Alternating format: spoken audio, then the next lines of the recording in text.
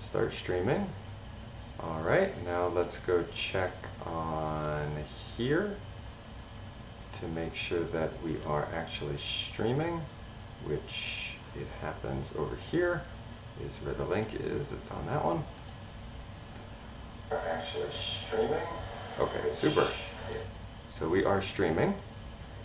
And let's go back to here. Okay, so in today's session, the spot where we left off on last time was getting Formic, getting our buttons and input fields. We're gonna move them to use Formic, and we left off before it was quite working because I believe we needed to move Formic up in the component tree. So that's where we left off. So today the big lift is going to be to get that working, because otherwise we have some pretty decent functionality, but I do want to get this Formic working to a basic level. So let's see where we left off at. So we have app, and the main thing that it renders there is this flyout. And I believe flyout is where we, so flyout is where we put most of the Formic, all really of the Formic logic. And I believe the problem that we were running into is that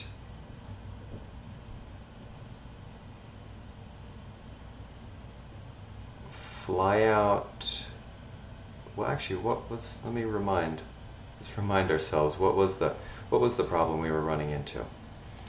Because we made a my number input, which is what exactly? So my number input is, so I left it to do for myself. All this Formic logic may need to live in app and not flyout, as that's where all the current state lives. Okay. We need to live in app and not flyout, as that's where all the current state lives.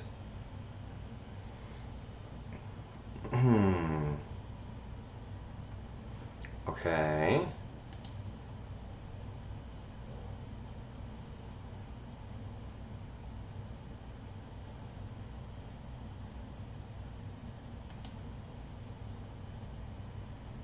I wonder, now I had skipped a couple steps going with this Formic stuff. I had skipped onto, like I had skipped right to the later stuff like this. I wonder if I can do it with a simpler Formic solution.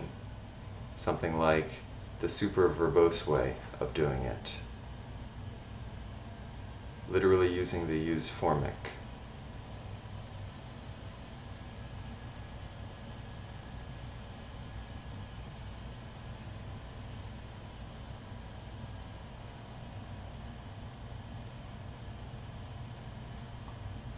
Right.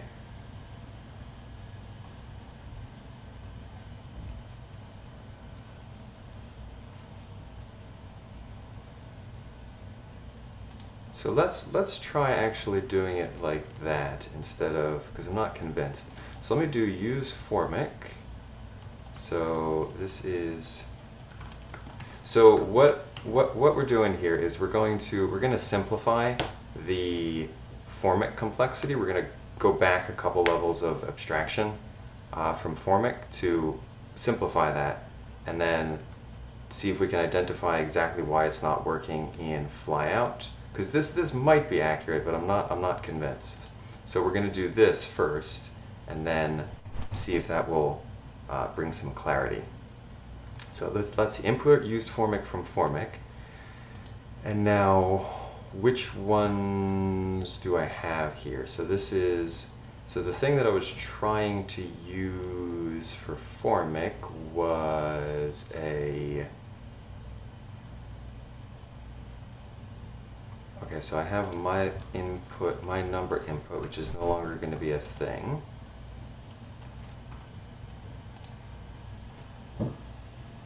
This is a gradient Okay, that's a select with an options. This one is an input with the degrees. Then there's a button, which is add a random color. Then there's a number of colors, which we have not changed. Okay, so those colors we have not changed yet.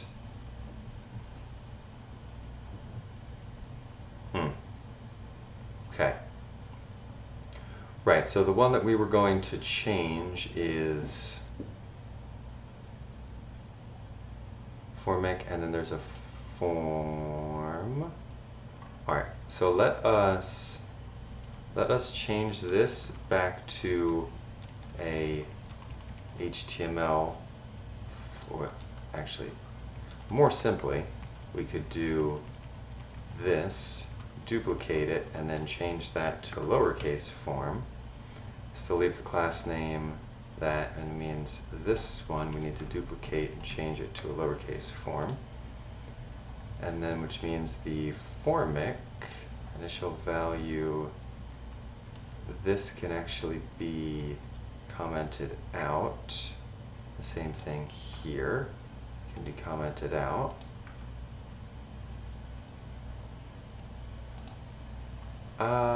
That should have been working. Why was that not working? Formic.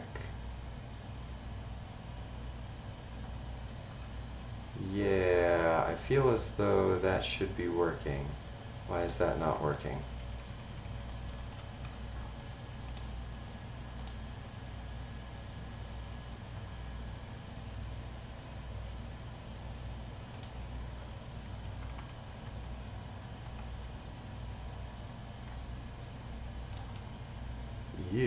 I feel as though you should be working.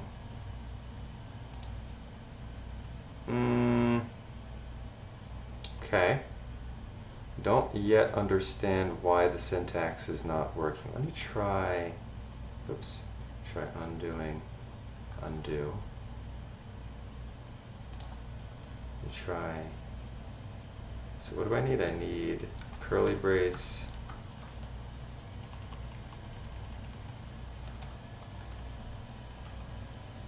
curly brace,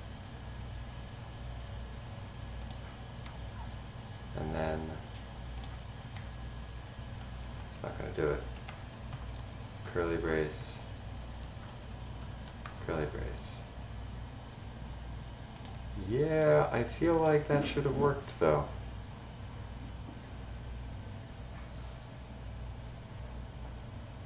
Oh, I wonder if it needs to be wrapped in a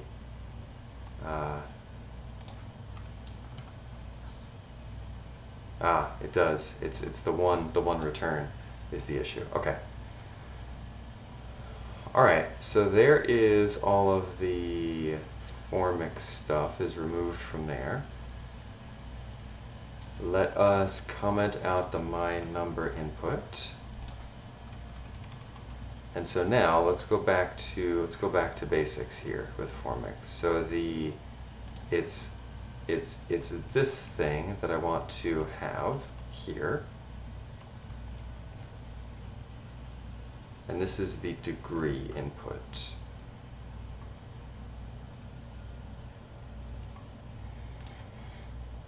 And so we could do something like, we could call it degree input is this thing. You. You are a degree input.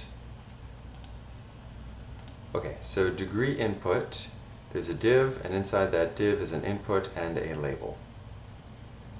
So the input, you have a value of degrees, which you receive from flyout, so you need to be defined inside of the here. You have degrees, which is your value, and then you have an onChange handler. All right, so now how does formic? So pass the use formic hook initial form values and a submit function that will be called when the form is submitted. Use formic hook. So there is formic equals use formic hook. You pass it an object that has initial values and an onSubmit. You pass it an object that has initial values, something, and onSubmit has something else.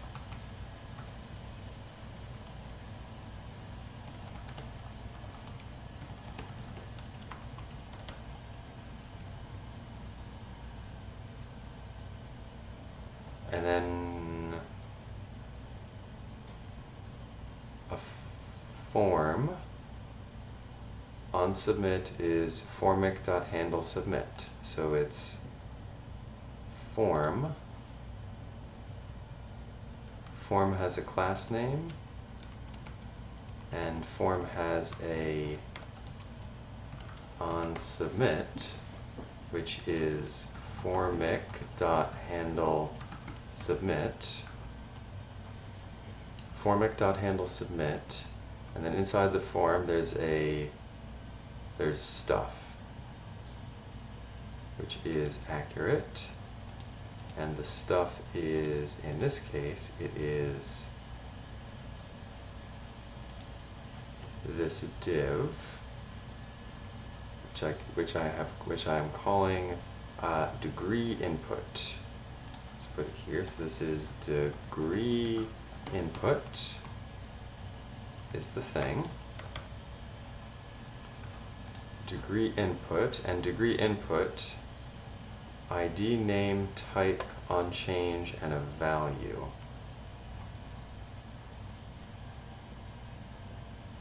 ID, name, type, onChange, and a value. Now your onChange is formic.handleChange.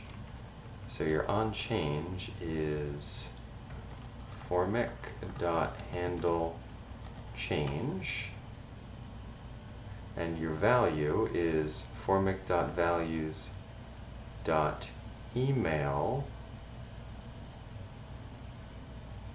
formic.values.degrees. So this would be formic.values.degrees.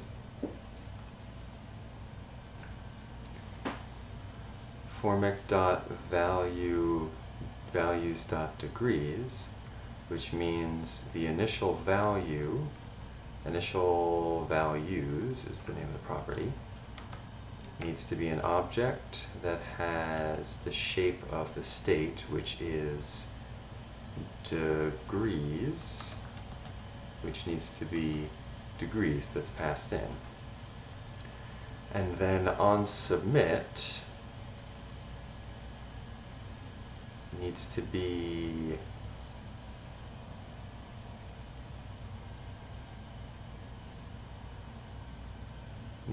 a function that accepts the event and calls set degrees with event target value.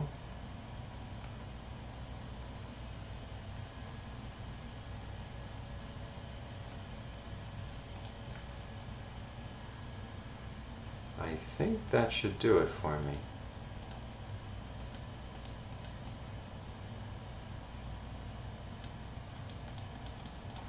We're getting a whole pile of errors? Yes, getting a whole pile of errors here.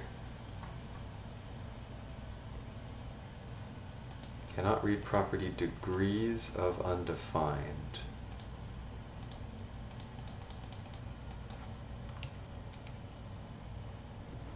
Okay.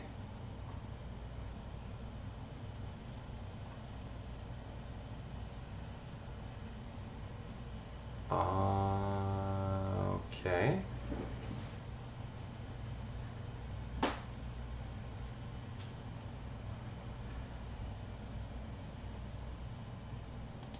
Perhaps this should be here. Event, and then perhaps this should be set degrees with new degrees. Set degrees with new degrees.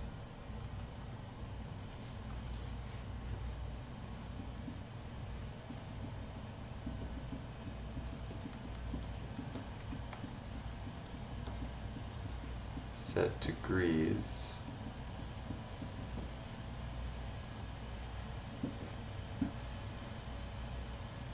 event, and this would be formic dot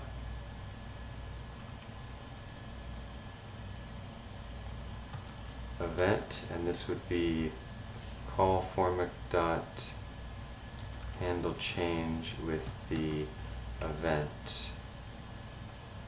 Not entirely confident that's going to work.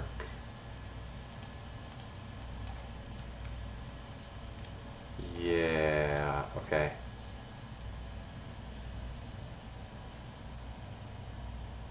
Formic dot handle on change, formic dot handle change passes of values. Okay, I mean it looks to me like this, any arguments that are passed to this get passed to, oh, that's on submit, of course, that's why it's not changing.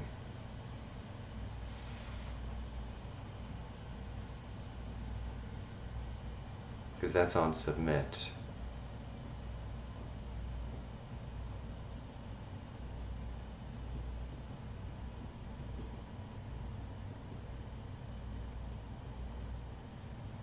Ah, okay. So the state really does need to be internal to this initial values. Okay. I think that's why it needs to be at the top level, because the state needs to be inside of formic. Okay, I think I get it a little more now. So it really has to be in here. So we would have to do this, use formic from formic up here,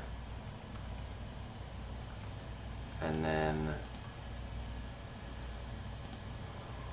we would do I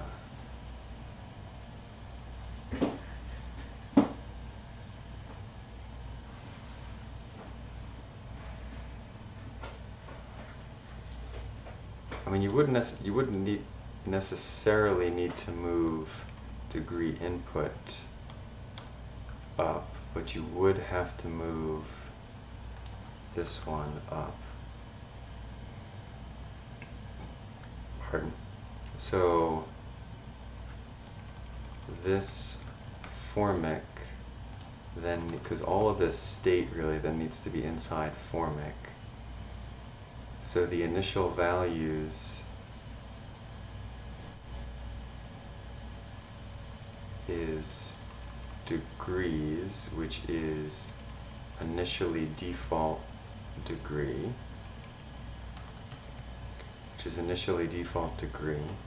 and then instead of a set degrees, this make gradient string would be formic dot values dot degrees.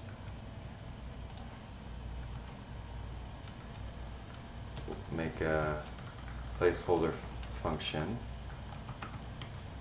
there,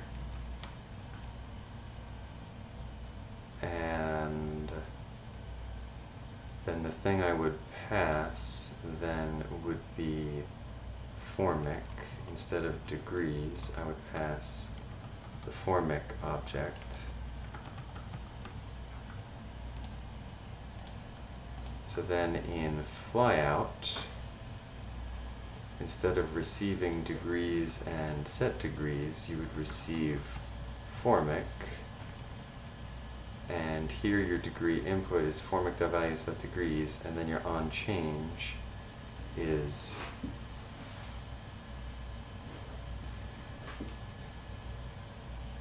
formic.handle change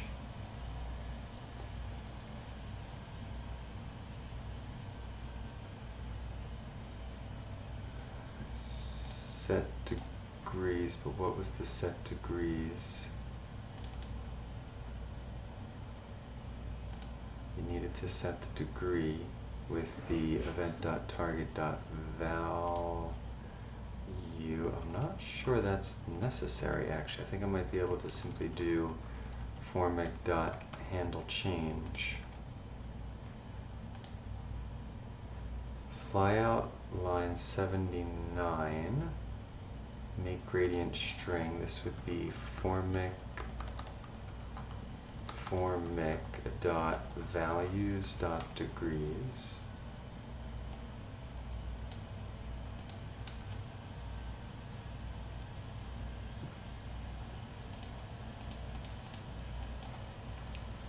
All right, there you go. And no pile of errors.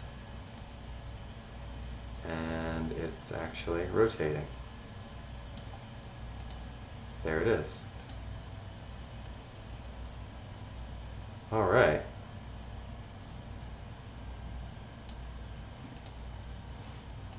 So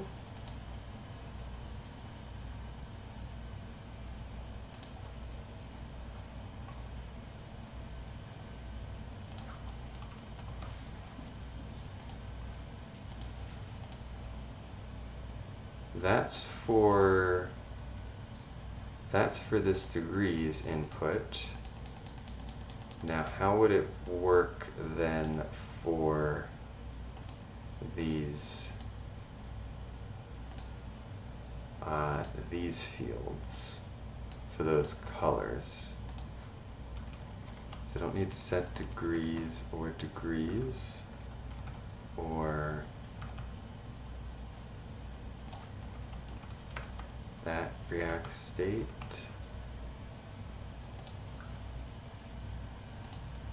Or these things, or this. Don't need any of that.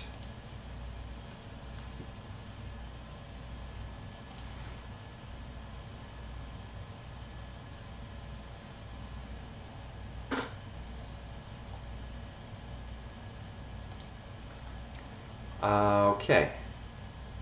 Now, for the colors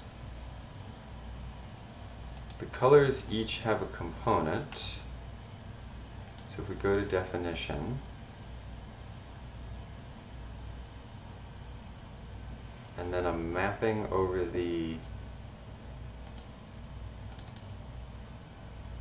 colors, and then returning each color in particular, and that's where the logic is. Okay, so for each color there's a text input, there is a color input, there's a text input, there's a color input, and then there's a stop positions which has a number input.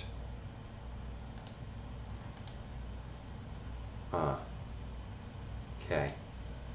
Let's do this text input. Because this handler affects colors, which is all the way up here, it really does need to be up there. And so the initial values has a degrees, but it also has to have a colors, which needs to have default colors, which then means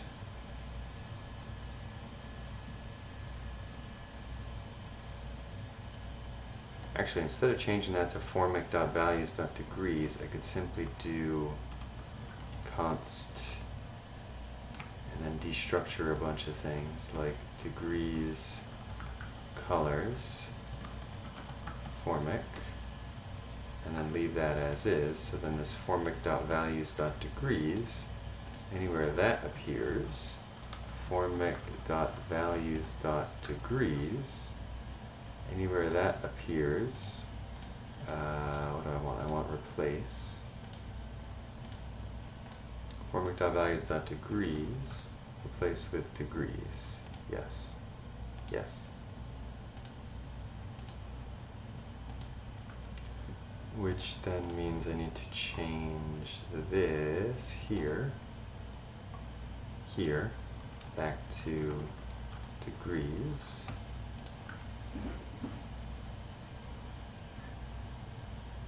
Oh, you do still need to pass formic, okay. Because you need the handle change. Alright, so now in app, we have a bunch of set colors.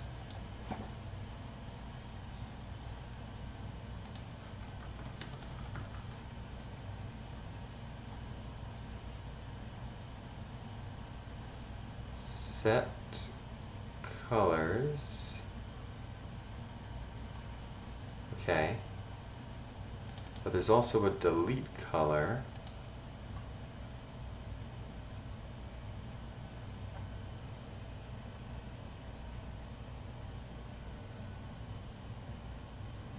How would I... Right, but I need to modify that.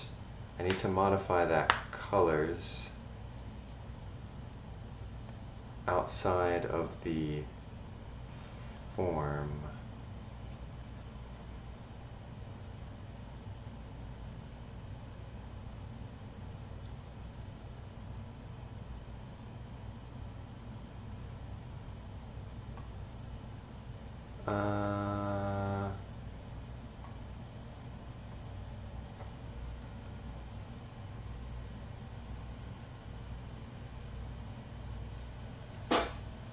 When I'm deleting a color,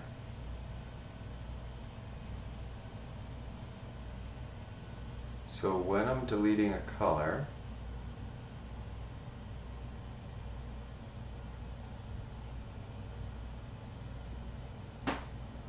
when I am deleting a color, I need to be able to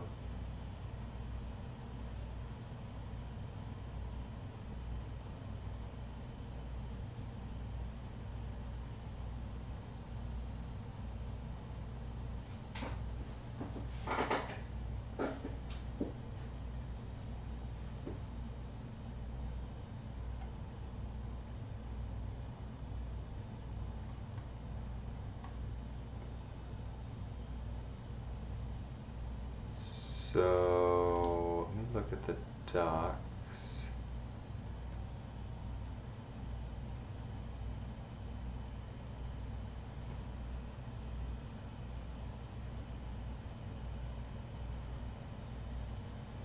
Getting values in and out of form state.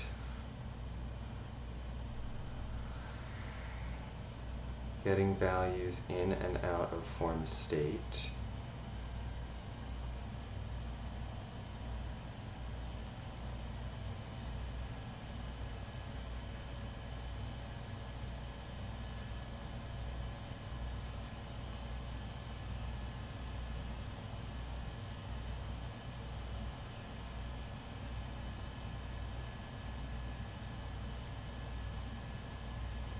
Let me see if I can do custom error, custom form function with formic.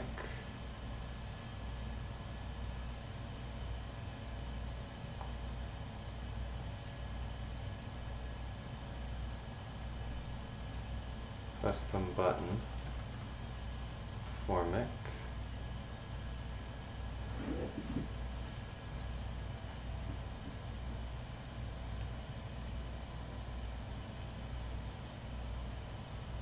Right, but what I need is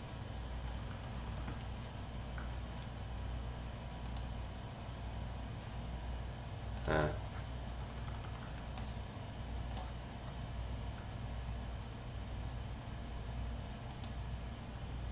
What?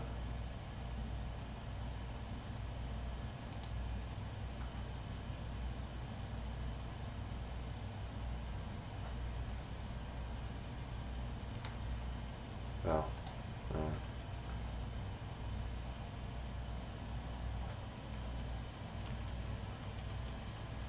I'm really trying to get this so I can think about it. That's what I wanted, so I can think about it. The color,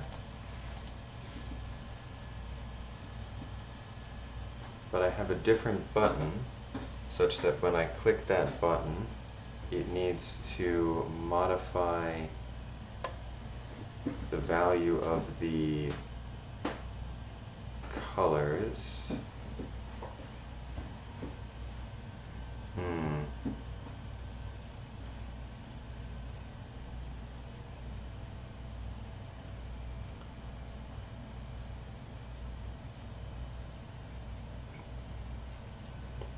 Needs to modify the value of the colors.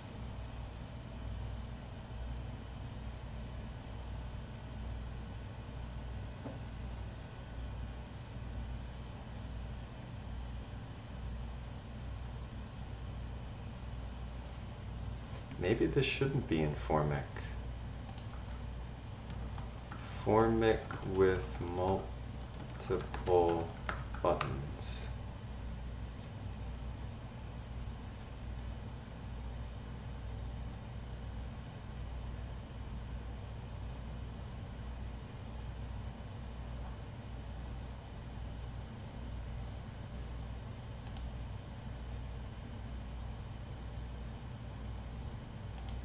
Right. Go validate a second, add on click.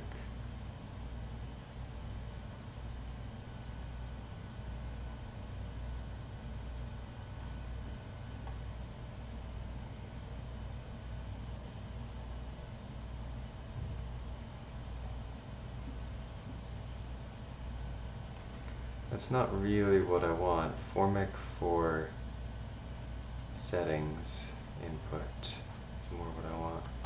Formic for handling settings page.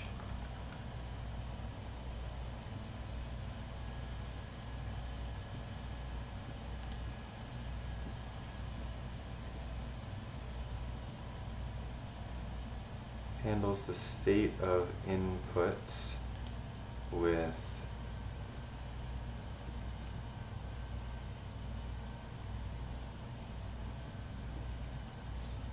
right, but how do I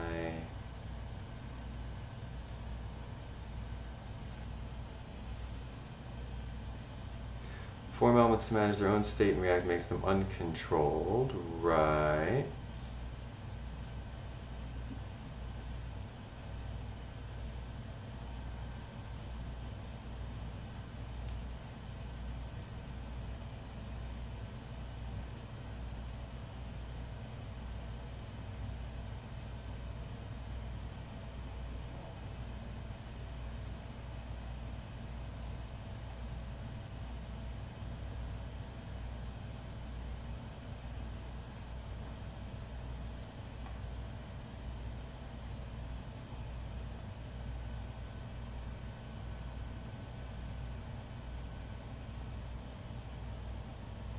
Has it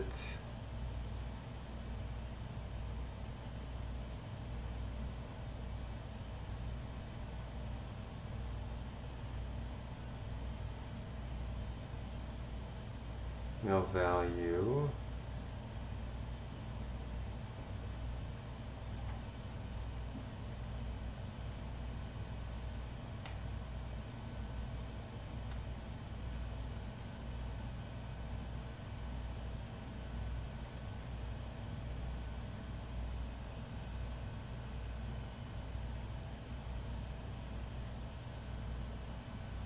Right.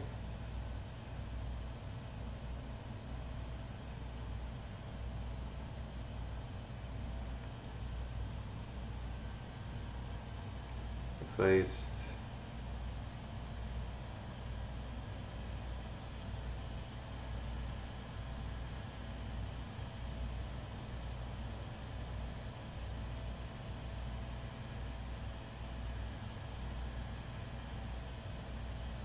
Displaying error messages. It's your name from an email address. Yeah, that's not really what I'm looking for.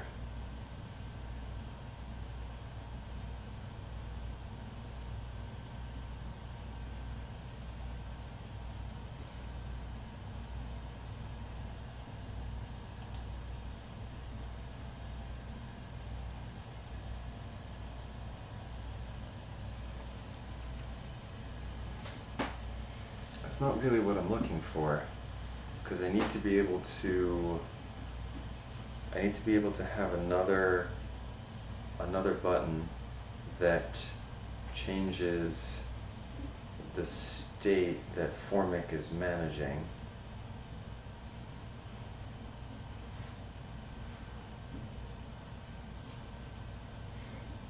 So maybe that shouldn't be in Formic. But what was the point of me using Formic here? The point was to get the input validation, which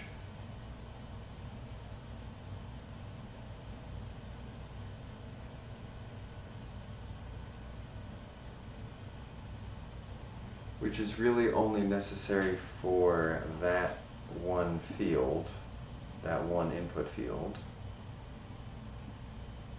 Because this is a number field.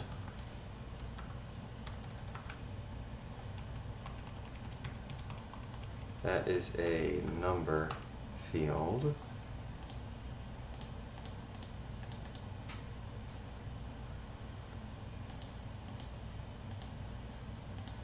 And these are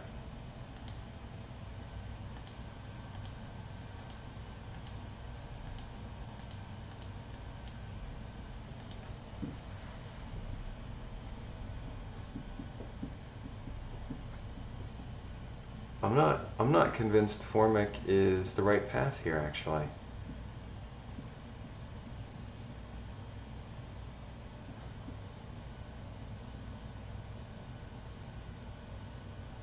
Formic, when another button like delete needs to change the state. Let me see, Formic when another Formic with delete buttons.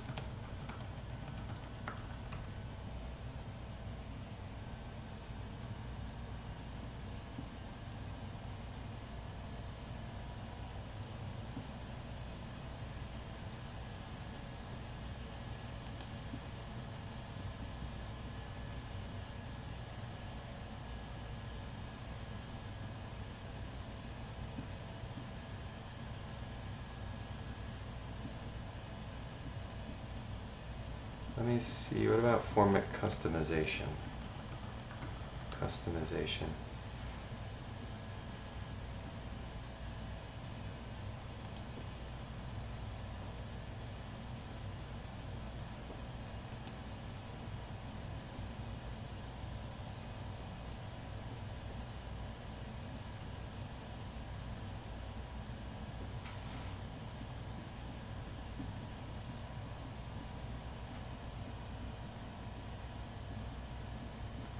Best way to implement a custom on change.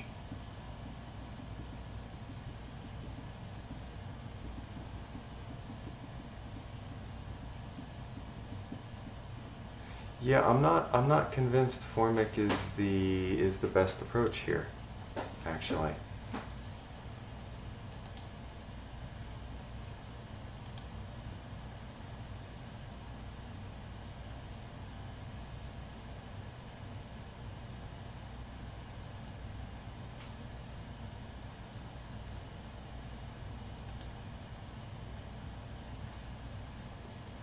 Which should behave similar to input.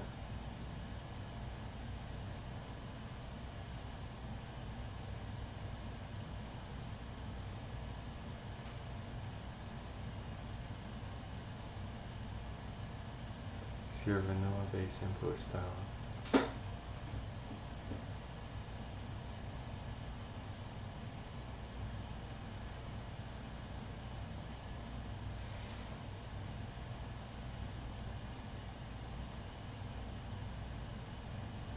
think you should use set field value. That's what it's meant for. Custom components that have been set field value.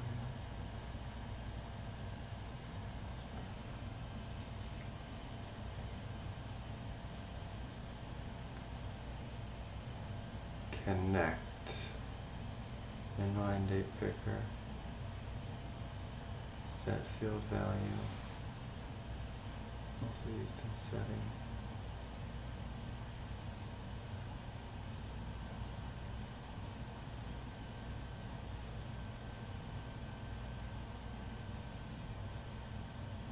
Inline date picker.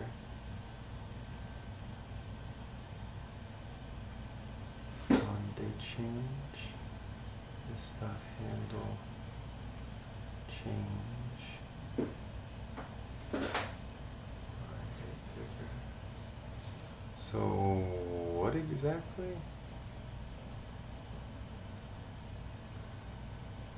Okay, what exactly does connect do?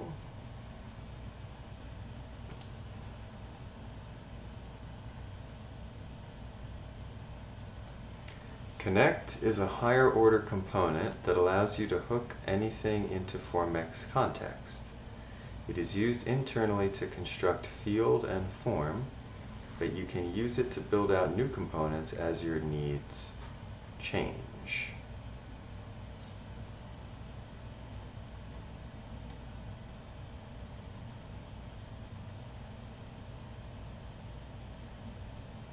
Connect,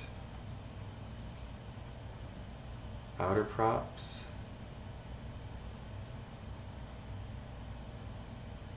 React component type outer props. This component renders an error message if a field has an error and it's already been touched. All Formic props available on props.formic.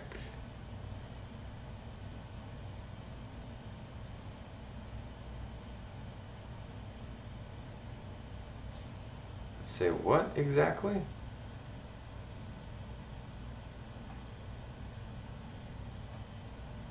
Okay, I'm not entirely sure what this is doing. With Formic, create a higher order React component class that passes props and form handlers into your component derived with supplied options.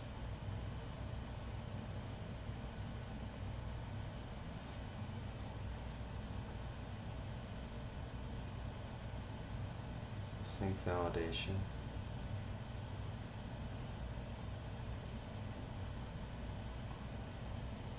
With Formic.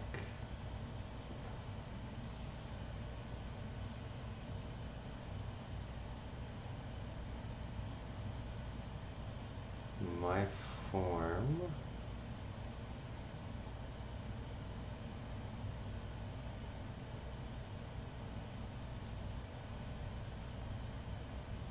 My enhanced form, map props to values.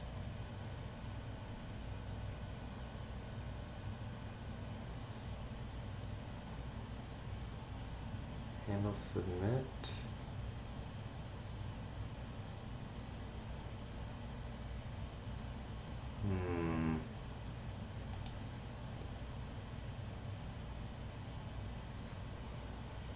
Use Formic context is a custom React hook that will return all Formic state and helpers via React context.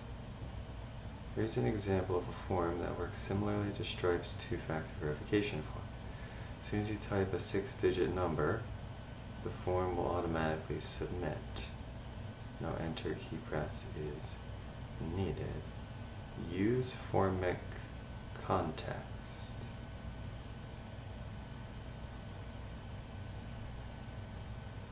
Auto submit. Grab values and submit form from context. All Formic state and helpers via React context. Use Formic context. Values, submit form.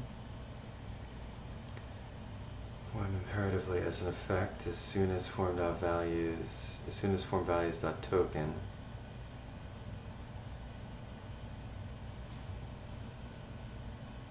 values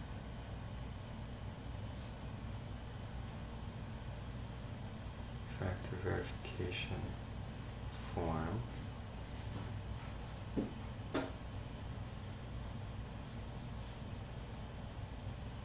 use formic context. Only work if there is a parent formic react context from which it can pull.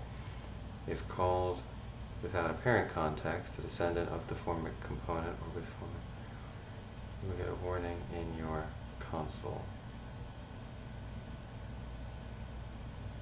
Use formic context. And what do I need to do? I'm looking to when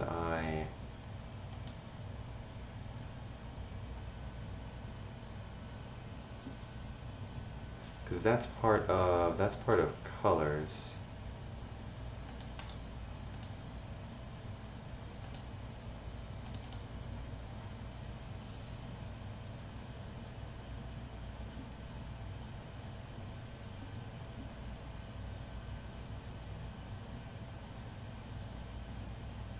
Custom change handlers formic. How about custom formic custom change handlers?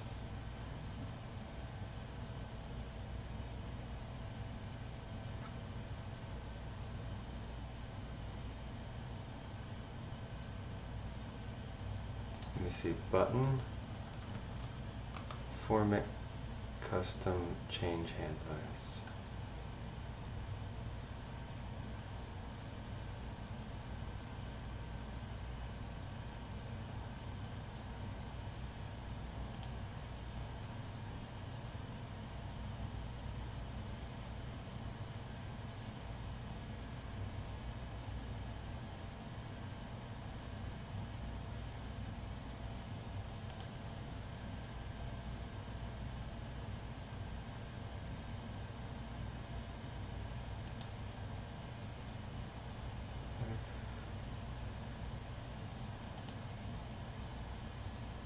That is kind of creepy that that's blinking.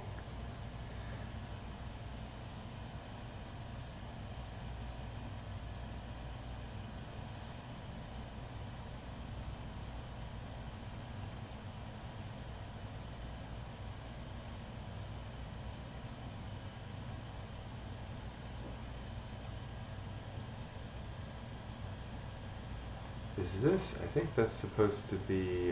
It's supposed to be a different layout. I can't read that.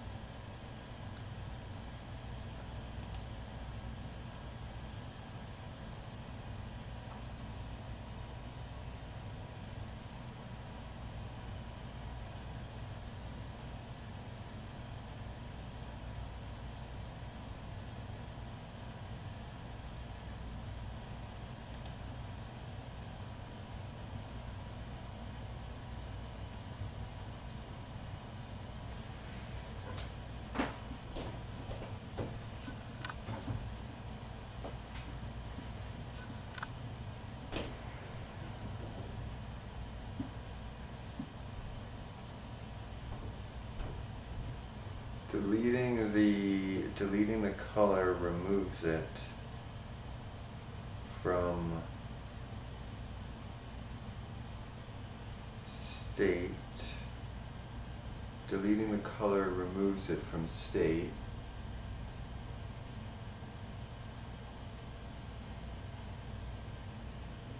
Can a button impact form state? Formic.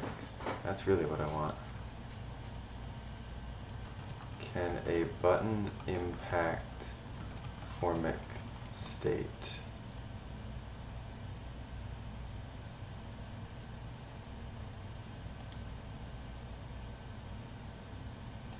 the formic value?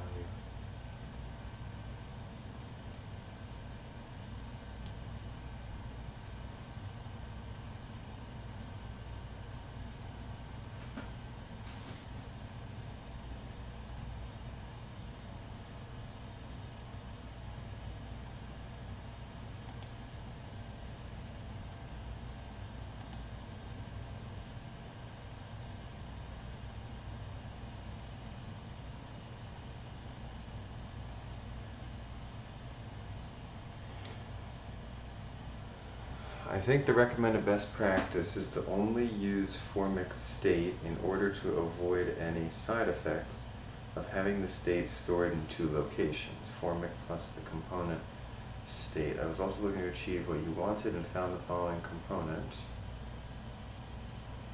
formic effect, that will let you decorate the handle change function. This component decided to only use the formic state and pass its values to any function that require values within that state to pass the values to function. Following formic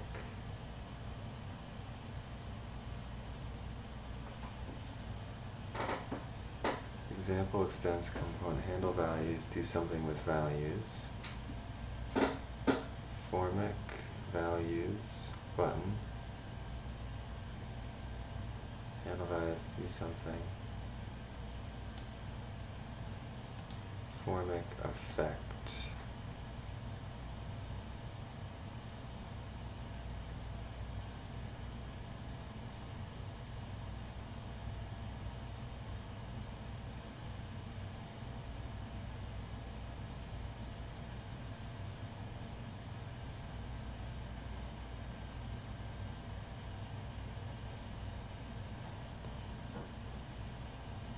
Formic state elsewhere in my app. It's kind of funny. Formic is an uncontrolled component. However, there are times when you want to trigger a side effect based on a state change. By design, formic does not expose a prompt for you to do this because I'm terrified as to how it would be abused. It encourages people to attempt to sync formic state in elsewhere, like a Redux store. Anyways, please don't do that. You never ever want to store the same state in two places in a React application because it is almost impossible to keep them in sync unless you are a Jedi. You may think it's working and high-five a teammate, but you are just a lifecycle method away from lots and lots of pain. I guarantee you are not considering all the edge cases. So, say it with me. I will not use this to store formic state elsewhere in my app.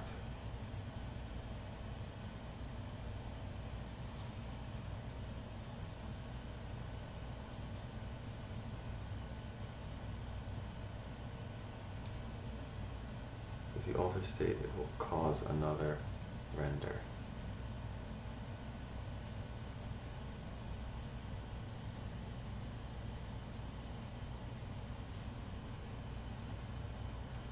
Formic is an uncontrolled component.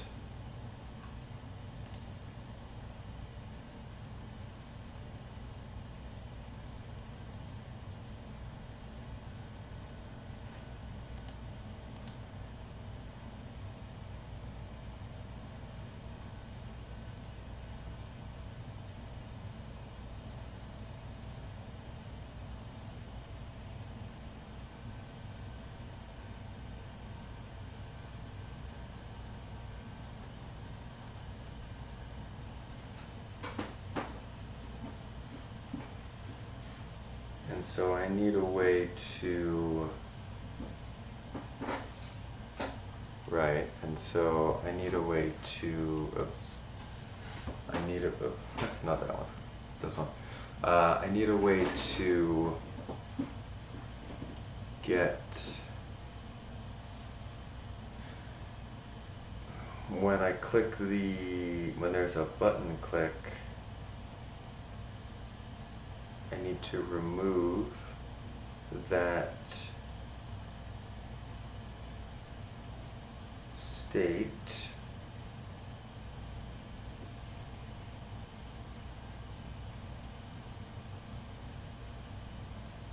when there's a button click, I need to modify the colors array. I don't really think that's two different places because it's all staying in the. I mean, it's staying in Formic.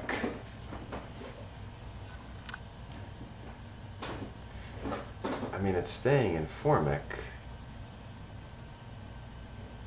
Import effect from Formic effect.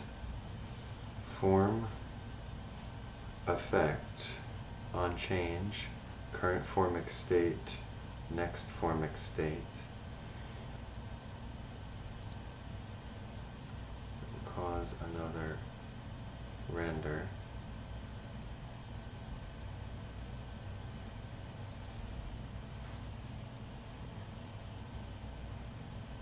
Put your side effect here. Under the hood, this calls component will receive props.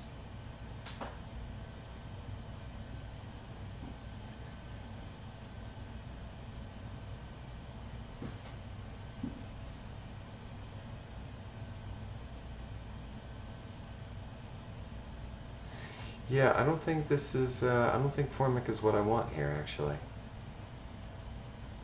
I don't think it's the right approach. Good thing I did that in a branch, because now that means I can simply get checkout main, yes, which means I can restore everything.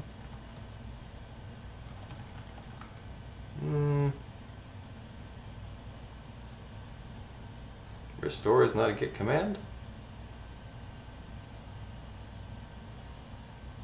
Check out to just, oh, and then in the working directory, right.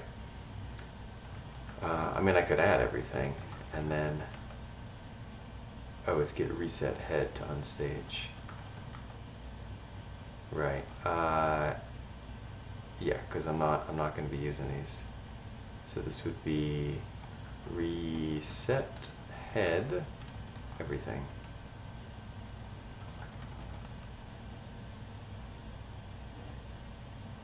Right, and now if I can look at the things, and we are not going to go down the Formic path, is what we're going to do. That's what we decided. We're not going to go down the Formic path because it does not allow the button clicks to modify that state.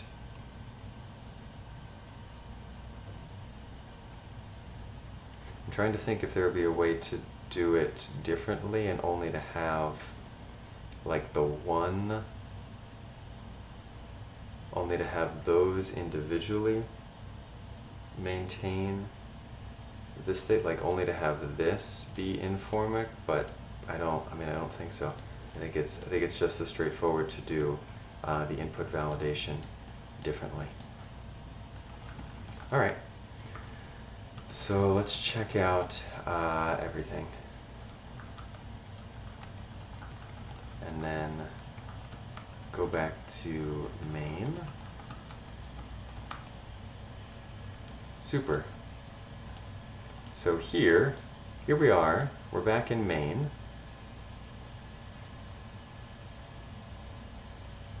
All right, so we're not doing Formic. We decided against that.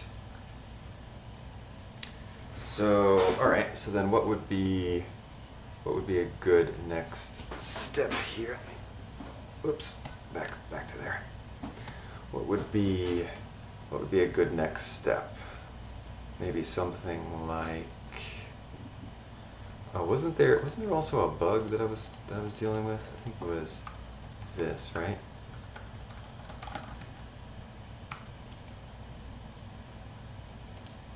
I mean,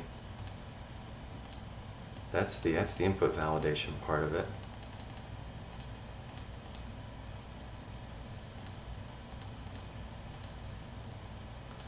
Okay.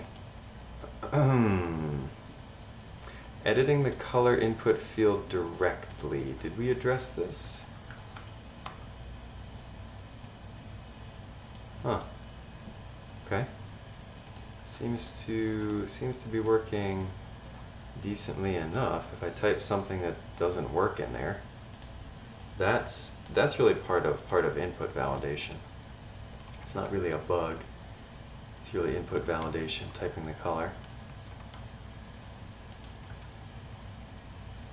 Generate a random gradient. Yeah, that generates random gradients.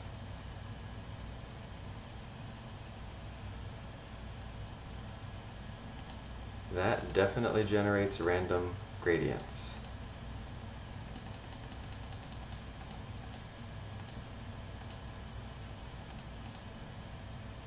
Those are random gradients. Okay.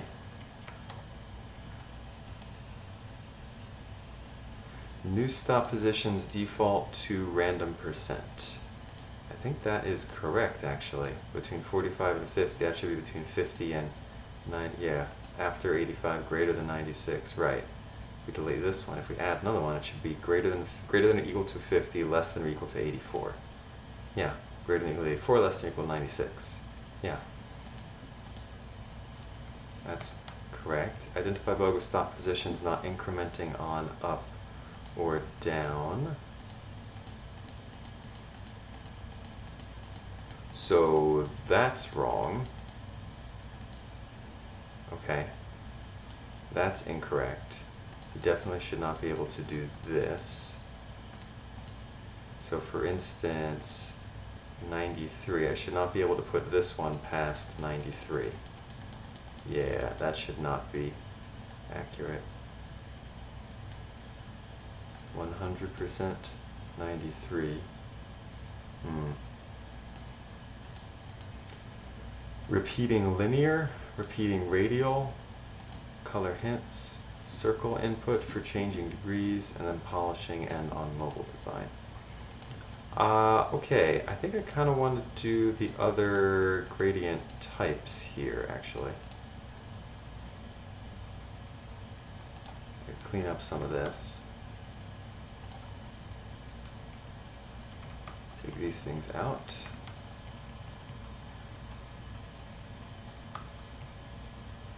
Take some of these comments out.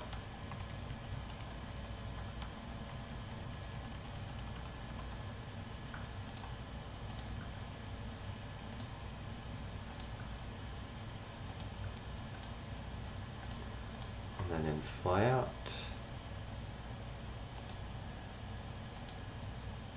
when is event.tar, yes, that's really an input validation thing though, for here.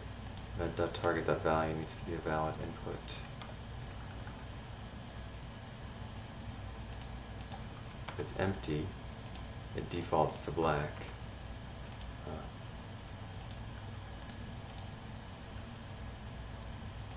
Okay, so this is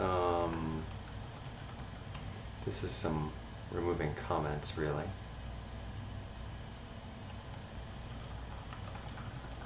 So let's add and commit. This is removes comments. All right. So the thing I want to work on here then is I want to work on radial and conic gradients, which means we need to go research a bit on radial and conic gradients. Yeah. How do radial and conic gradients work? Represented by the gradient data type, a special type of right. You can choose between three types of gradients: linear, radial, created with radial gradient, and conic, created with conic gradient. All right, let's work on radial gradient using linear gradients.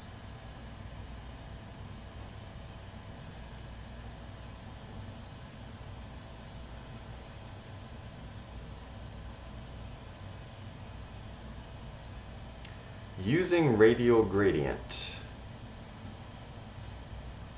Let's read up on using radial gradient.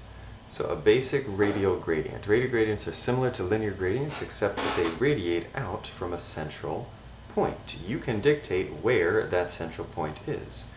You can also make them circular or elliptical. As with linear gradients, all you need to create a radial gradient are two colors. By default, the center of the gradient is at the 50% mark. The gradient is elliptical, matching the aspect ratio of its, that shouldn't be its, box. It should be without a apostrophe. Radial gradient, red, blue. Positioning radial color stops. Again, like, you can position each radial color stop with a percentage or absolute length. Radial gradient, red, percent, color, percent. You can position the center of the gradient with key terms, percentage or absolute lengths. Percent values repeating if only one is present, otherwise in the order of position from left and position from the top. The center of the gradient at 0%, 30%. You can specify the size of radial gradients. Possible values include with circles can also be sized with the length, and ellipses the length or percentage. This example uses the closest side size value, which means the size is set by the distance center to the closest side of the enclosing box. Ellipse, closest side, red.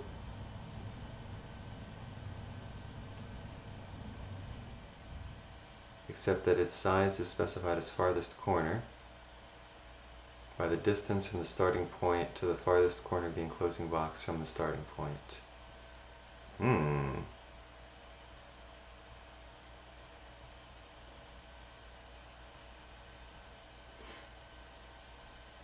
The first specified is on top, the last one, the last on the bottom.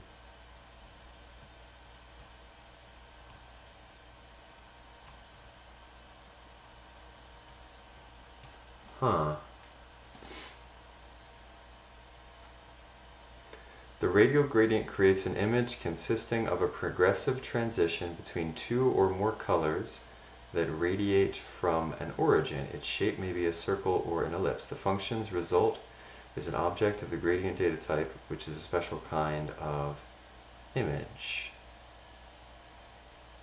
Syntax.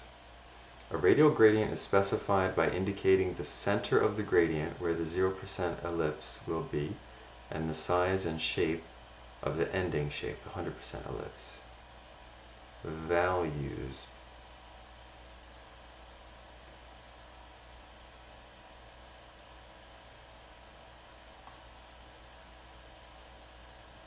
I'm looking for, it says, I mean, it gives me a syntax here, but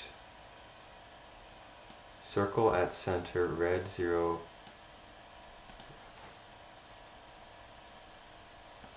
position, ending shape, size, linear color stop, color hint.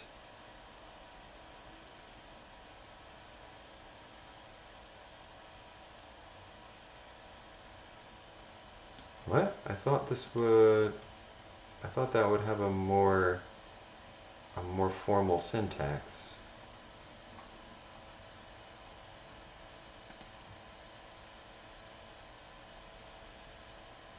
Aha!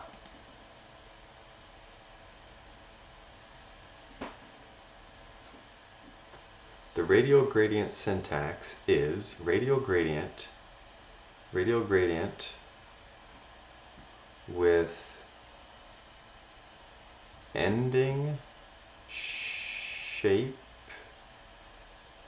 or size. Is that saying, is this like regex? Is that one or more? Is that what that's saying?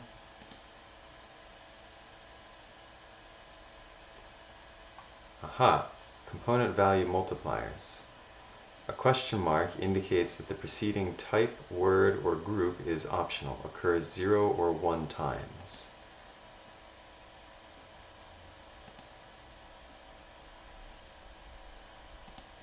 That's this one. A double bar separates 2 or more options. 1 or more of them must occur in any order. 1 or more of them must occur in any order.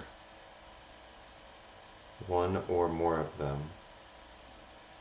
Oh, what? A question mark indicates the preceding type, word, or group is optional. So either 0 or 1 of, a double bar separates 2 or more options. 1 or more of them must occur in any order. 1 or more of them must occur in any order. So optionally, ending shape, or size, or ending shape and size, or size and ending shape. Optionally, AT, position, comma, color stop list. Okay.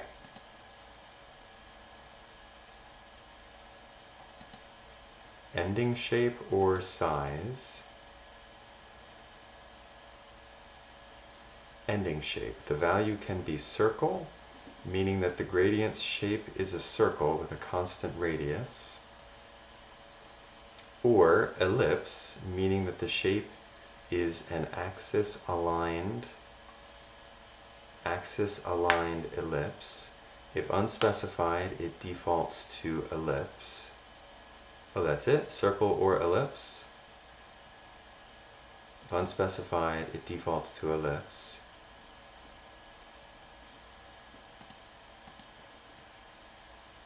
Separate one or more of them must occur in any order. Size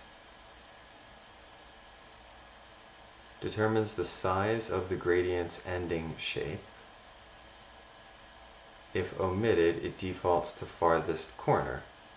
It can be given explicitly or by keyword. For the purpose of the keyword definitions, consider the gradient box edges as extending infinitely in both directions, rather than being finite line segments.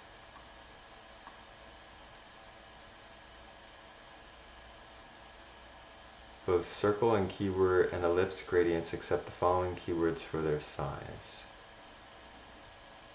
If ending shape is specified as circle or is omitted, the size may be given explicitly as a length, which provides an explicit circle radius.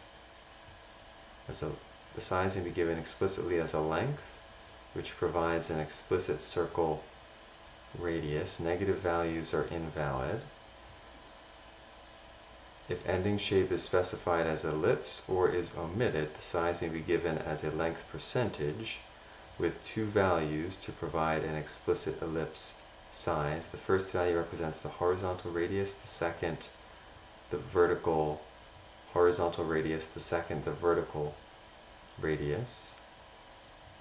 Horizontal radius, the second the vertical radius.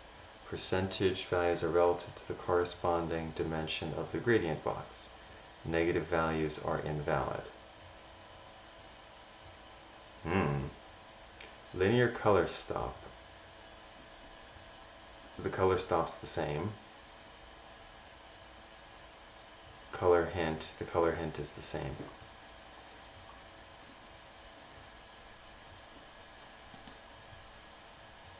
Color stop list. What's this at position? What is that?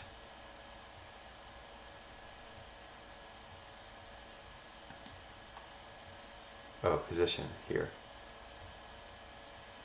The position of the gradient interpreted in the same way as background, position, or transform origin.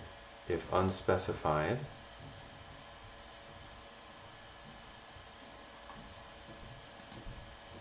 If unspecified, it defaults to center. Okay, this is a little involved.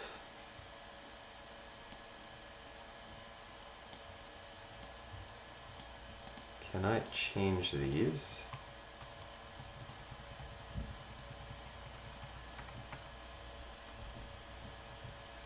$80, $90, $10, $20, $30, $40, $50, $60, $70, $80.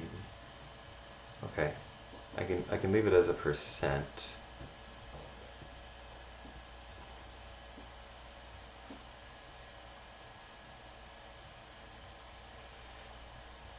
And then either circle or ellipse. And then what was this thing as side? I mean, I could... I think you gave some of the options here, right? If we did radial... Yeah, you provided farthest side or farthest corner.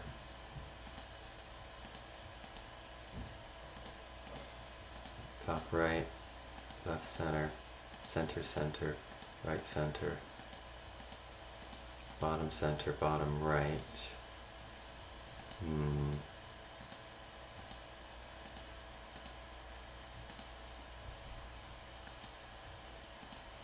Elliptical.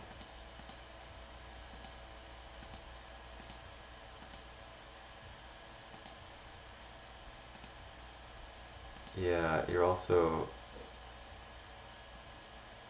radial gradient circle, farthest corner at center center.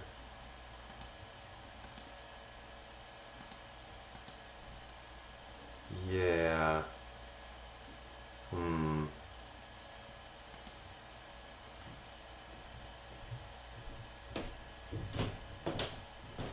Negative values are... Right, so can I do... I'm going to have some little bit of testing here. Can I do a... Move this up a little bit. Here, here, this one.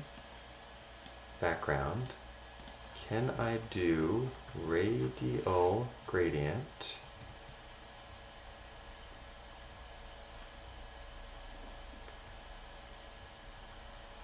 Circle at 100%, and then color stops. Circle at 100%, and then a series of color stops. Okay, circle at 50%. What about ellipse at 50%? Ellipse at 50 pixels.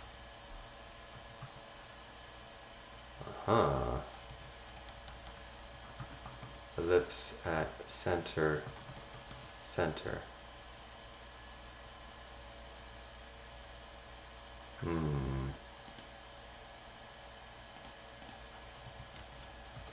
Circle at center, center. Ellipse at center, center at 50%. Circle at 50%. What was this saying that the percent doesn't work for one?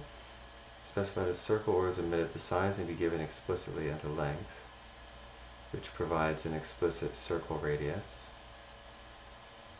The length percentage with two values to provide an explicit ellipse size. Explicitly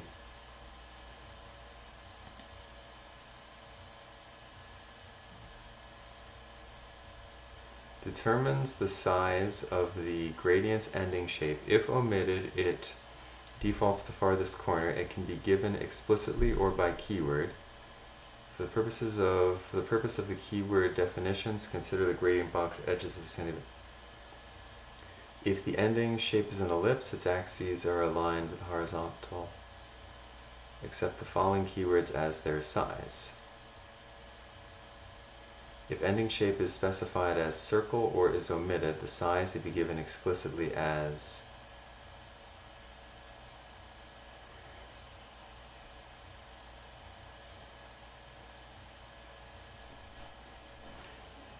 expanded with the above definitions, the grammar becomes radial gradient, circle length, ellipse length percentage, extent keyword, position, extent keyword, closest corner, closest side, farthest, okay, so circle needs a length and expands to an ellipse needs a length percentage, which is ellipse needs a length percentage, vertical radius percentage values are relative to the corresponding dimension of the gradient box, negative values are invalid. The size of the ellipse explicitly, circle gives the radius of the circle. Percentages are not allowed here. They can only be used to specify the size of an elliptical gradient, not a circular one. This restriction exists because there are multiple reasonable answers as to which dimension the percentage should be relative to. Each level of this module may provide the ability to size circles with percentages, perhaps with more explicit controls over which dimension is used. So circle has to have an explicit length. Circle has to have an explicit length. Ellipses has to have, ellipses have to have a percent. Okay.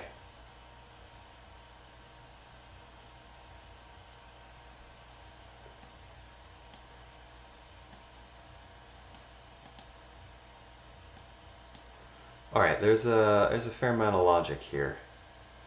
So this is, I guess this is the flyout.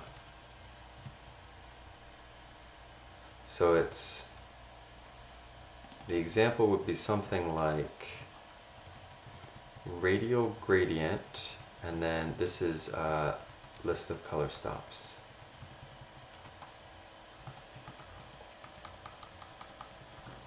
List of color stops.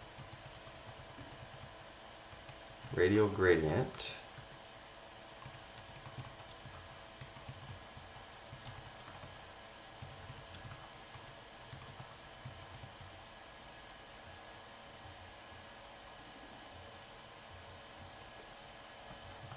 So radial gradient, so you're going to need circle,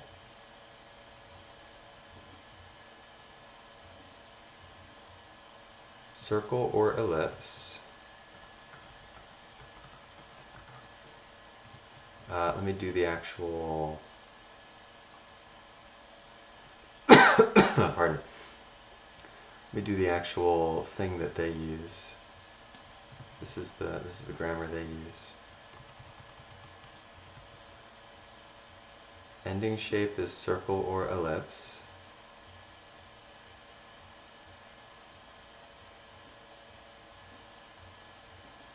Position is the object area if this argument is center point as the object area of the gradient box as the positioning area. If this argument is omitted, it defaults to center. At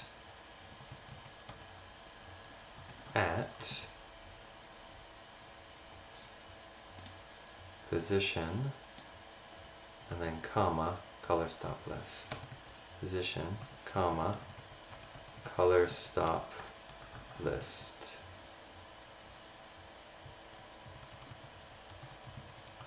Color stop list.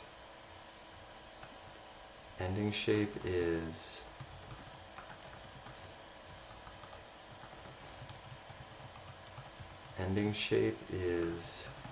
either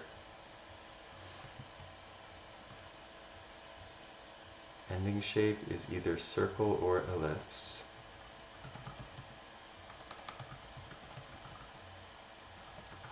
Ending shape is either circle or ellipse if circle size can be, so if circle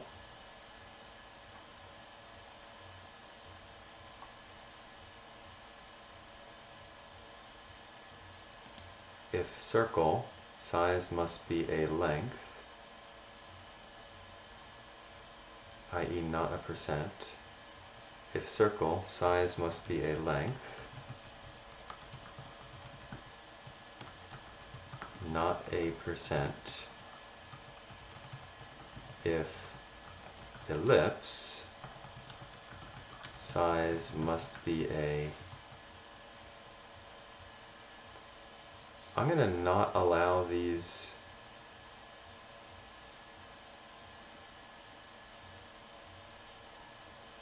or I guess it could, yeah, I mean, I guess it could accept closest side, farthest side. I'm going to not allow those for now. Length percentage, size must be 2%. And what is an example of size being 2%, please?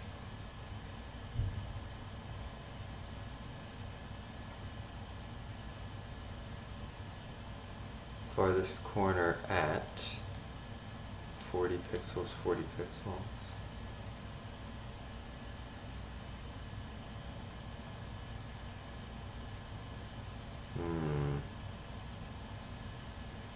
Okay.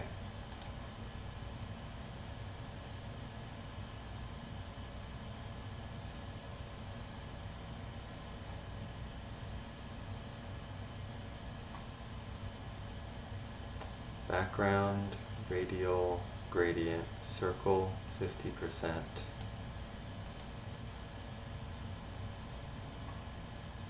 Ellipse, 50%, 50 pixels.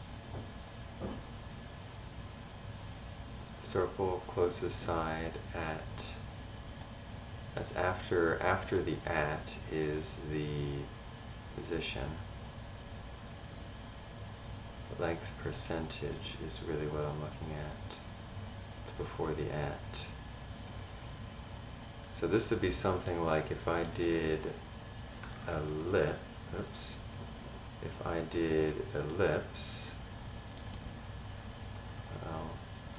no, here,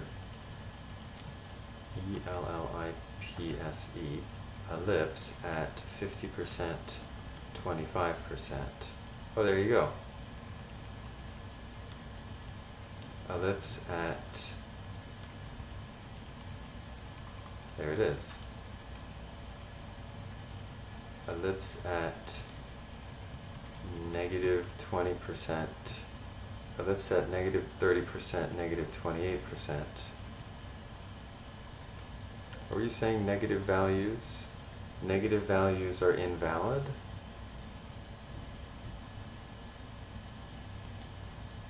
That's interesting.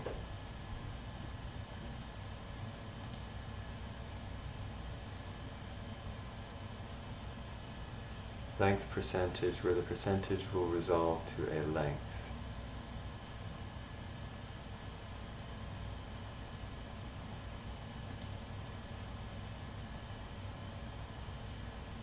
That's interesting then. Why do these work?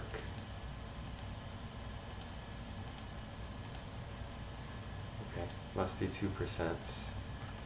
I'm going to go with the spec. Cannot be negative. And then radial gradient.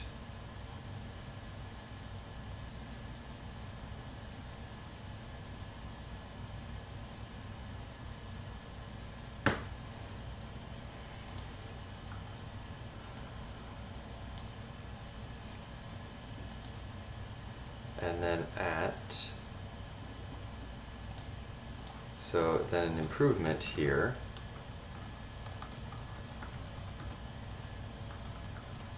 allow using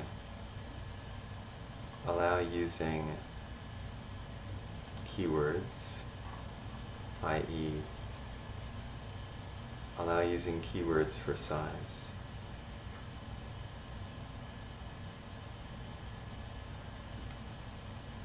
Oops, not there. Allow using keywords for size.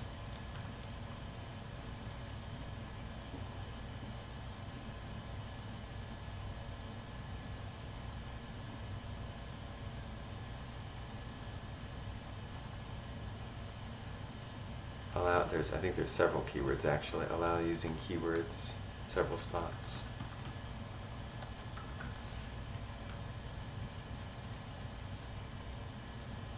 Ending shape and size.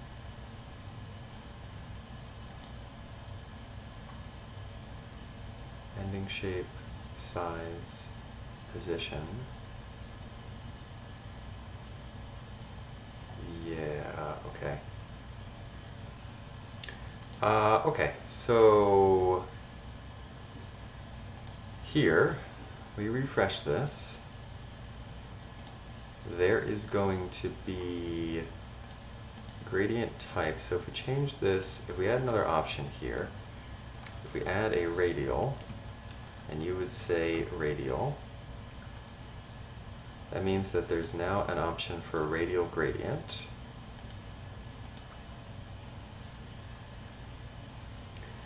That means now that we are going to have to change.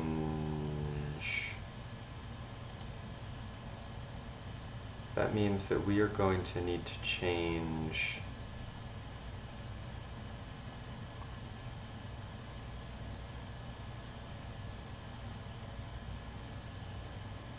we're going to need to change the,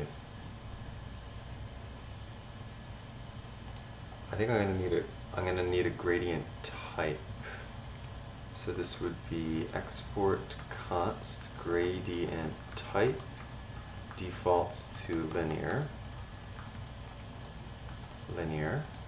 and here you're going to need to import default degree, default type, default degree, default gradient type,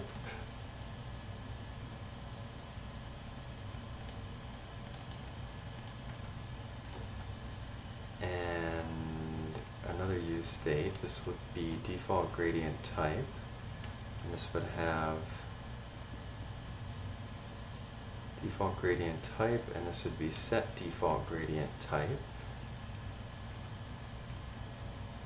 Or rather, this should be gradient type, and this should be set gradient type, which then means that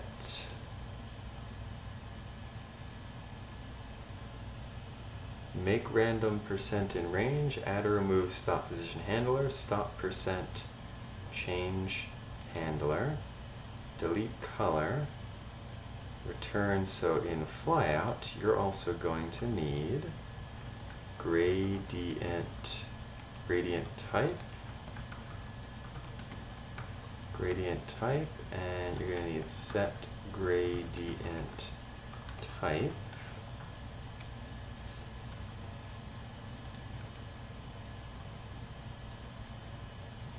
Make gradient string is one that we're definitely going to have to random color generator and make gradient color stops. Yeah, make gradient string is one we're going to have to change. Set gradient type. Huh, okay. So then so that gets passed into flyout. And flyout needs, where did you have them? It's these two, gradient type and set gradient type. into flyout, which is, oops, here. Gradient type and set gradient type, which means here you would have gradient type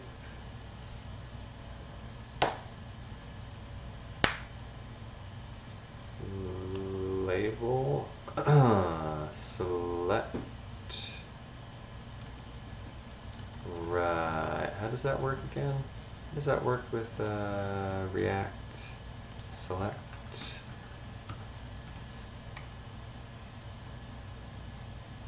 Nope, I want React forms select. There it is. Select right, select value and then an on.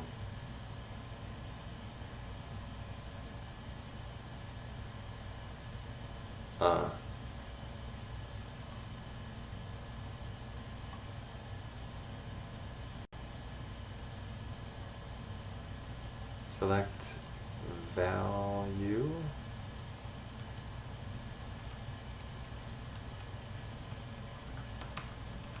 Select value is gradient type, and on change is set gradient type. So unless it's erroring,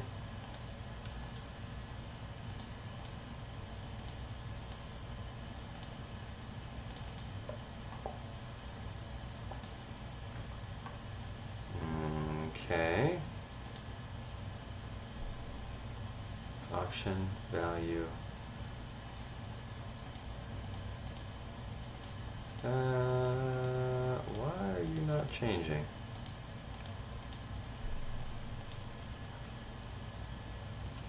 Okay. What did I forget to do here?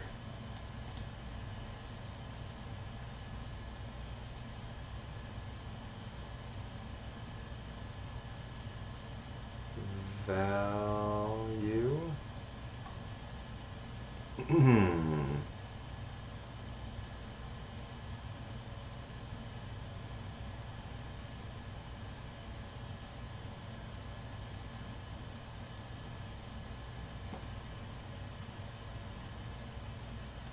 On change, set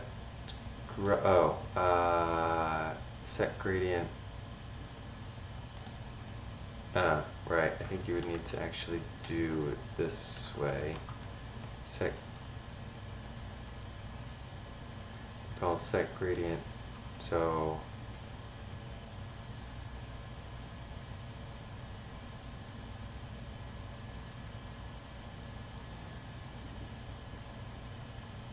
I feel like that should, this dot handle, oh yeah, okay, there it is, right, the handle change event and then event target value, right, okay.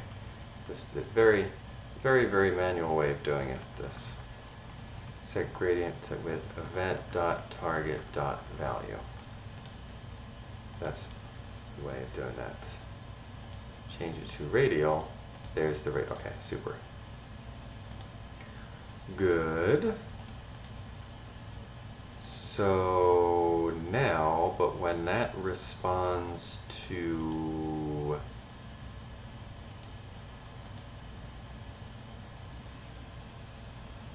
which then means in gradient utils, make gradient string. So make gradient string needs the colors and the degrees, but it also needs gradient type. So where all the places where make gradient string is used. You're used in app, you're used in flyout, you're used in, that's where you're defined, and you have some tests. Okay. Pardon. Yeah, see, I feel like the gradient string, I feel like that would be better set as state, or even better as a utility. I mean, well, no, it is a utility, and I'm calling it in a couple places. So make gradient string. So you're going to need gradient type, and the same thing here. You need gradient type, and then in your definition here we have updated it to be gradient type, colors, and degrees. So now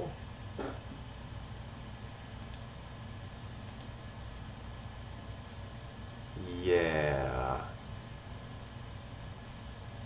the color string is actually fine. That part of it's actually fine. It's this other logic here,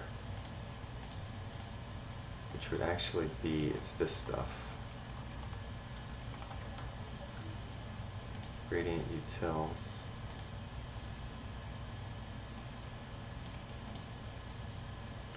Because that would be linear dash gradient. So, okay, so there are going to be a couple changes here. So if gradient type is linear,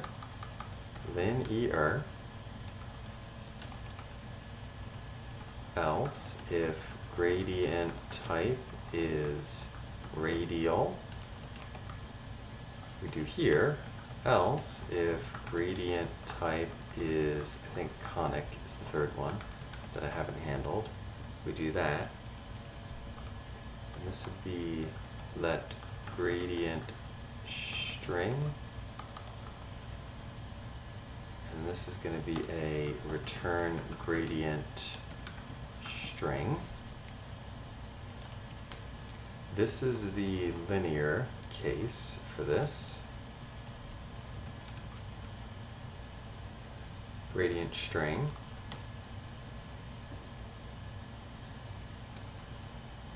If it's radial, gradient, oops, let's do maybe one of these. Gradient string,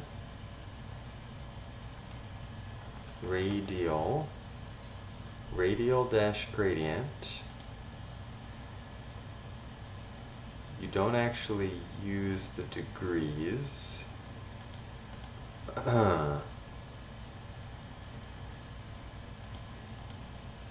Okay, let's do that change.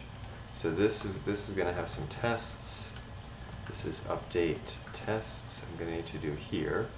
Also in flyout, the degrees. This one is moot for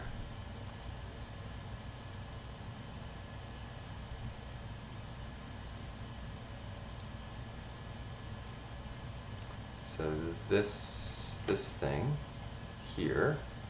Oops. I wanna wrap it. Oh, there we go. Super.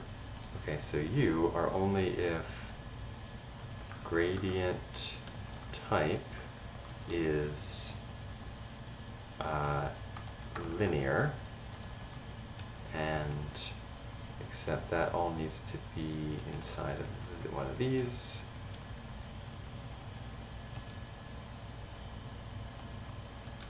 And nope, that needs to be inside there, which means this needs to be like there. Don't actually need the parens. There we go. Gradient type is linear, then do that. I think I actually prefer it like this one.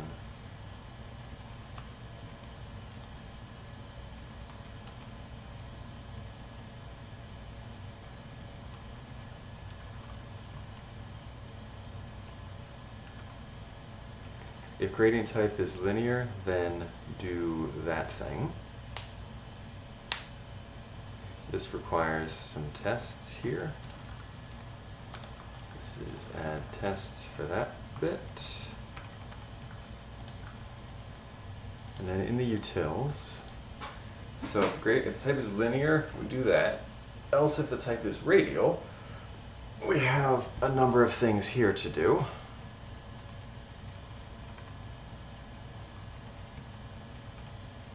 Need to handle all of these cases. So if the type is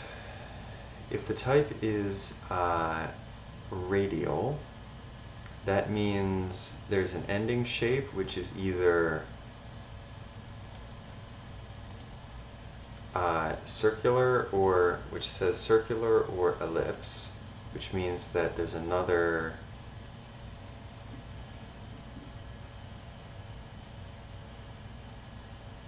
probably actually better to make this like gradient options or something. It's probably actually better.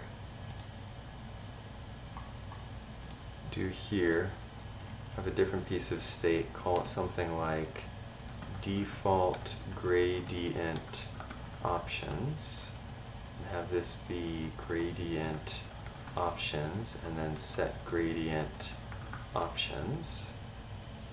And then we would make default gradient options. So then you would have something like gradient constants. You would have default gradient options, to which you would have a gradient type of linear, and you could also have degrees, be default degree, be 90.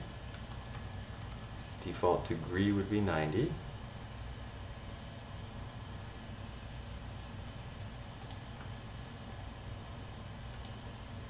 So I don't need degree, nor do I need type.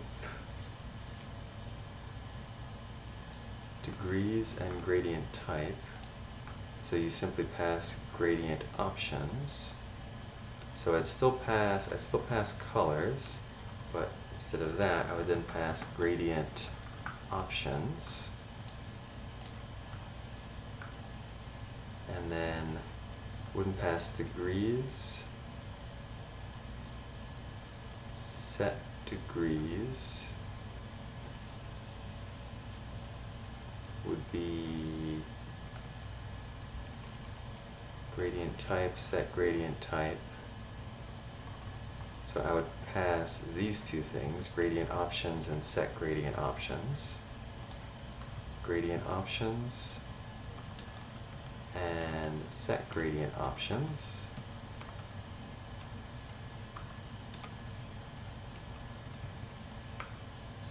Gradient options and set gradient options. And so in here, I would have gradient options, and set gradient options, instead of type, gradient type, and degrees and set degrees. I would have gradient options, so you would have colors and then gradient options, and then so this would be gradient options dot gradient type, gradient options dot gradient type. This would be gradient options dot degrees, and then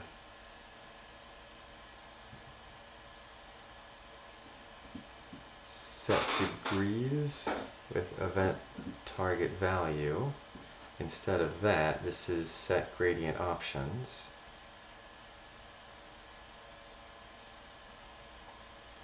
This would be set gradient options, and you would pass in a new object that has the current gradient options spread, and with a new degrees with a value of the new degrees that's currently there. Here, for this gradient type, this would be gradient options.gradient type.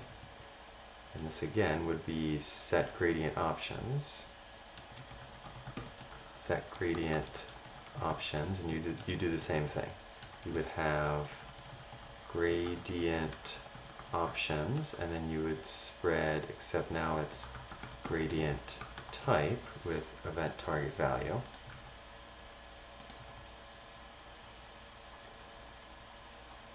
And then there's probably some other spots that need changing as well. What specifically is the thing that's not working? Colors reduce is not a function, okay, which means we need to update this, right? So now we have colors and we have gradient options, which can actually have, that can be destructured from this second object that's going to come in, because you're going to have gradient type and degrees. And did I get all the things?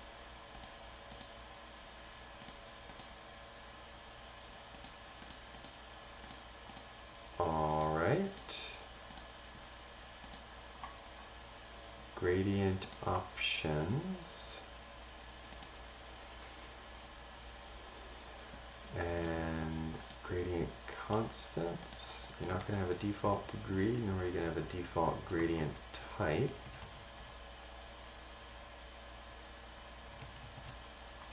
You can remove those.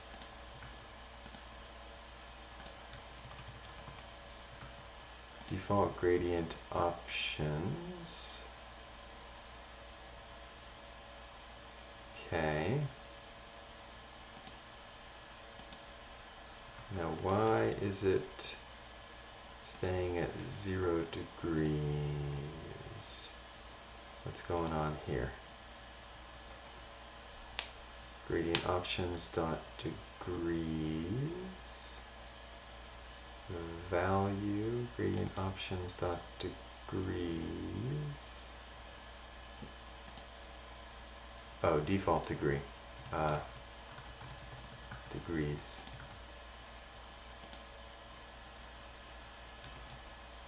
There we go. Super. Okay.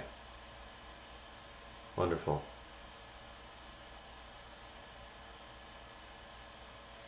I like that better.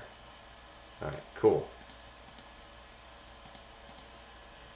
Alright, so now, because there is some other stuff here, right? Because I need other fields to appear when gradient type is radial. We need other fields to appear.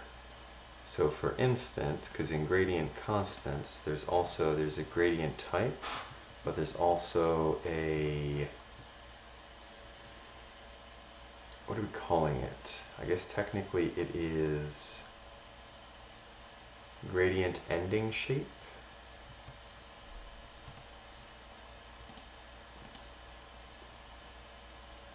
Gradient's ending shape. Ending. Oh, that's our timer. Alright, we'll finish up what we're doing here. Ending shape. You're going to default to circle. The ending shape is going to default to circle. It has a size. There is a size. The size is going to default to, but it actually depends on whether it's a circle or an ellipse. When it's a circle, it must be a length, not a percent. I'm going to say 1 rem, a string of 1 rem. You have a size, and you also have a position. Position, and your position, and what exactly does the position, can the position be? The position is interpreted the same way as background position or transform origin. Background position or transform origin.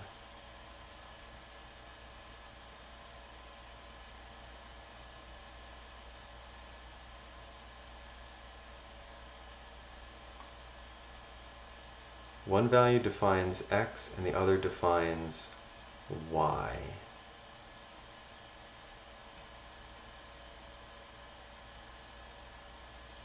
I'm going to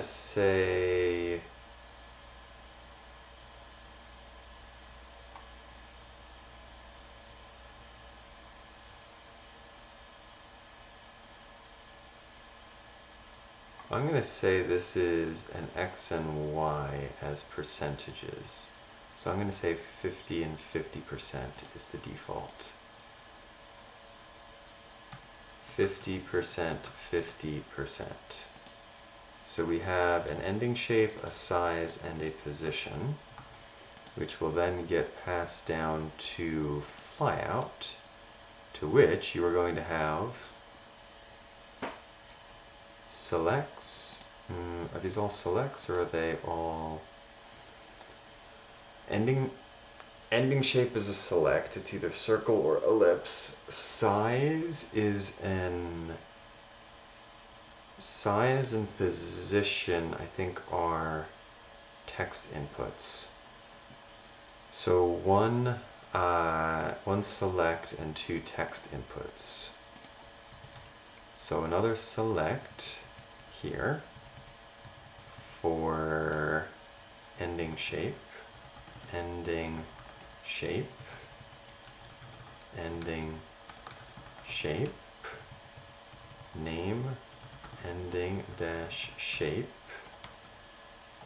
gradient options dash ending shape, on change, gradient options, and you would be ending shape, ending shape. Okay, and you're going to have circle and ellipse, E-L-L-I-P-S-E, except lowercase, ending shape, circle or ellipse. And then you're also going to have a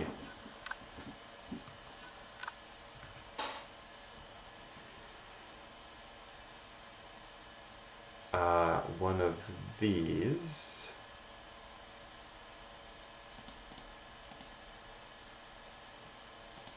Yeah, you're going to have one of these, except not a number. You're going to be a text input. So the ID for these are going to be its size and position. So this would be size, and this one, except you're going to be text, and you're going to be position.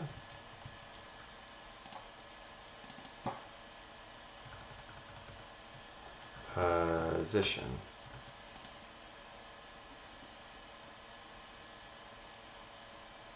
The numbers, degrees is before? Oh yeah, the input is before the label.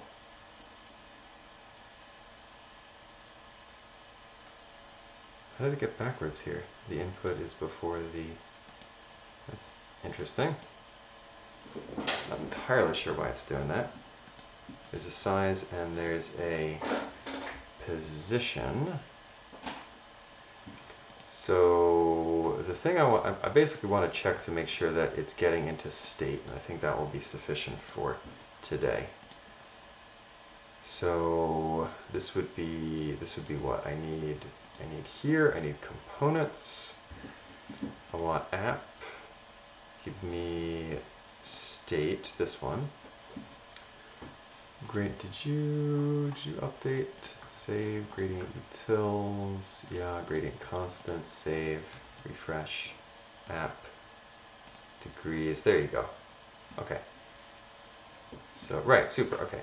So change degrees. Okay, it changes degrees. If I change gradient type to radial, ending shape to ellipse, super.